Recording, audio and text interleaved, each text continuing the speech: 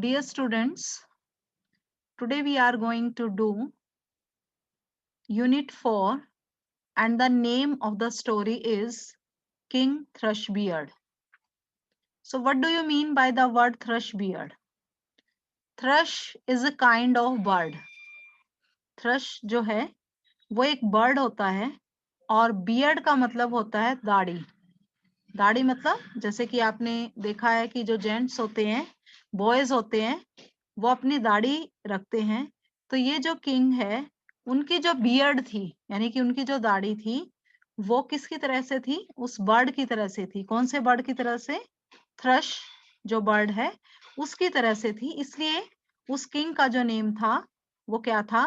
King thrust beard. In a distant kingdom years ago, there lived a king with an arrogant and haughty daughter.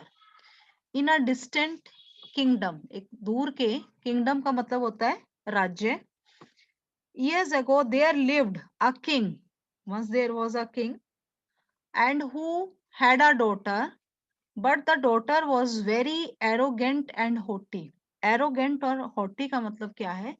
कि जो बहुत ज्यादा प्राउडी हो, घमंडी हो, जो हर चीज के अंदर जो कुछ ना कुछ बोलती हो, जिसको कोई भी चीज पसंद ना आती हो, वो एरोगेंट और होटी है. तो ये डॉटर थी, वो काफी एरोगेंट और होटी थी. When time came for the princess to marry, the king held a banquet to which he invited many young princes. अब देखो क्या है कि जब वो बड़ी हुई, वो प्रिंसेस, वो राजकुमारी, और उसकी शादी करनी थी किंग को, तो किंग ने बहुत से यंग प्रिंसेस जो राजकुमार, जो यंग राजकुमार थे, उनको अपने महल में किसके लिए बुलाया? बैंक्वेट. बैंक्वेट का मतलब होता है कि एक पार्टी की तरह होता है, जिसे खाना वगैरह खिलाया जाता है. और इसलिए बुलाए गए थे कि जो प्रिंसेस है, राजकुमारी है, वो अपने लिए कोई तो उसको प्रिंस पसंद आएगा जिससे कि उसके फादर उसकी मैरिज कर सके. The princess did not like any one of them, but she was very haughty and arrogant, so she did not like any of them. She named one prince King Thrushbeard because his pointed beard remained her of the beak of a thrush, a bird.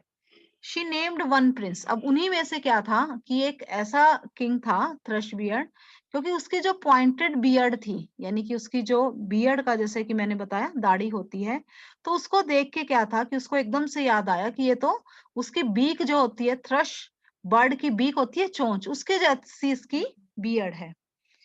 Soon after, the king lost his patience with his daughter.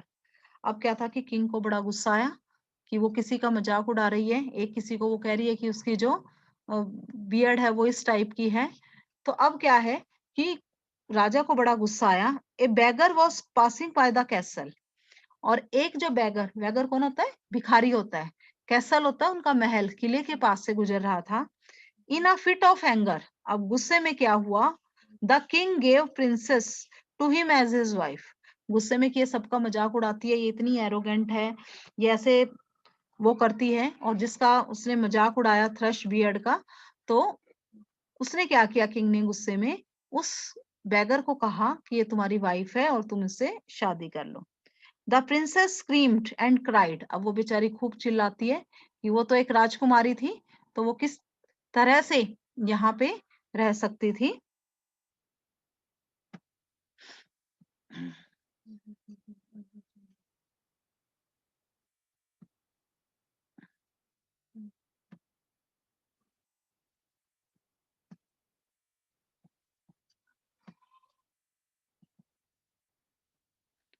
So the princess screamed and cried, but her father didn't listen to her and she was forced to go with the beggar. लेकिन father ने उसकी एक नहीं सुनी और वो मजबूरी में उसको बैगर के साथ जाना बना. On the way they passed a beautiful city. रास्ते में क्या देखते हैं वो बैगर और वो प्रिंसेस एक बहुत ही सुंदर शहर है. Who city is this? Asked the princess. अब वो पूछती है कि इतना सुंदर जो शहर है वो किसका है? It is king Thrushbeard's. It might have been yours said the beggar. अब बेगर को भी सारी बात पता थी कि ये किंग थ्रशबियर्ड था। किंग उसके फादर उससे उसकी मैरिज करना चाहते थे, लेकिन वो उसका मजाक उड़ाती है कि इसकी जो बियर्ड है वो बर्ड की तरह से है। तो अब क्या है, बेगर कहता है ये जो इतना सुंदर शहर है ना, ये किंग थ्रशबियर्ड का है और ये तुम्हारा भी हो सकता था, लेकिन तुमने मना कर दिया। द प्रिंसेस क्राइड, वो बेचारी रोने लगी कि किस तरह से वो एक भिखारी के साथ उसको रहना पड़ेगा। Then they reached a little house. Whose rest house is this, asked the princess.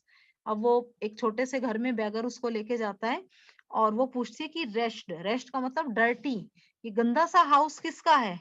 It's mine and you will live in it with me, said the beggar pushing her inside. वो कहता है कि ये मेरा घर है और तुम्हें यहीं पे रहना पड़ेगा। क्यों? क्योंकि तुम्हारी जो मैरिज है वो मेरे साथ हुई है। Life was hard for the princess. अब उसका जीवन बड़ा दुखी हो गया। क्यों? एक बेगर के साथ रहना तो बहुत मुश्किल बात है। वो एक राजकुमारी थी, उसको सभी फैसिलिटीज थी, बढ़िया खाने को मिलता था। She had to do all the household task. उसको क्या था, घर के सभी काम उसको करने पड़ते थे। The beggar got her a position as kitchen maid at the castle where she had to do all the dirty work.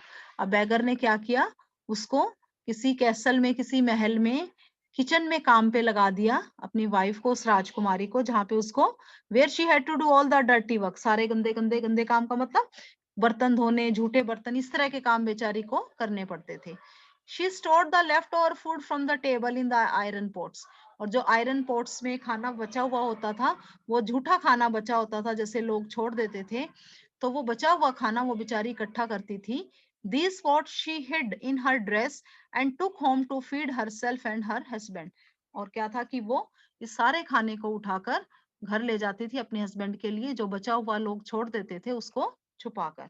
One day, as she was about to return home at the end of the day's walk, she heard the sound of music and laughter coming from the big hall of the castle. एक दिन जैसे वो अपना काम करके घर जाने को होती है, तो जिस महल में, जिस कैसल में वो काम करती है, वहां के हॉल से उसको कुछ म्यूजिक की आवाज आती है, जैसे कोई पार्टी चल रही है और लोगों के हंसने की आवाज आती है। क्वाइटली, पीसफुली, बड़ी शांति से, शी वेंट अपस्टेयर्स, ऊपर सीढ़ियों के जाती है, to see what was happening, ये देखने के लिए कि वहां क्या चल रहा है।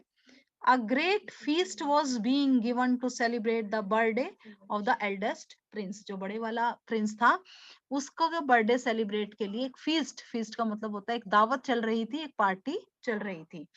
Hidden behind the curtain, the princess watched and wept at her sad state. बेचारी पर्दे के पीछे खड़ी हुई देख रही थी और रो भी रही थी। क्यों रो रही थी? At her sad state, कि देखो, स्टेट होता है कंडीशन, कि उसकी कितनी बुरी हालत हो गई। इतने राजकुमार उससे शादी करने के लिए आए, लेकिन उसकी नेचर की वजह से सब इस तरीके से चले गए, किसी ने भी नहीं की, और उसने इतने अच्छे जो प्रिंस थे उनका मजाक भी उड़ाया।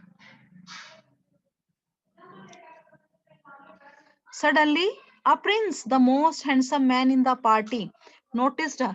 अब क्या था, जैसे वो पर्दे के पीछे से झांक रही थी, तो एक जो प्रिंस था वो बहुत ही सुंदर था, पार्टी में सबसे सुंदर था, उसने उसको नोटिस किया कि कोई देख रहा है।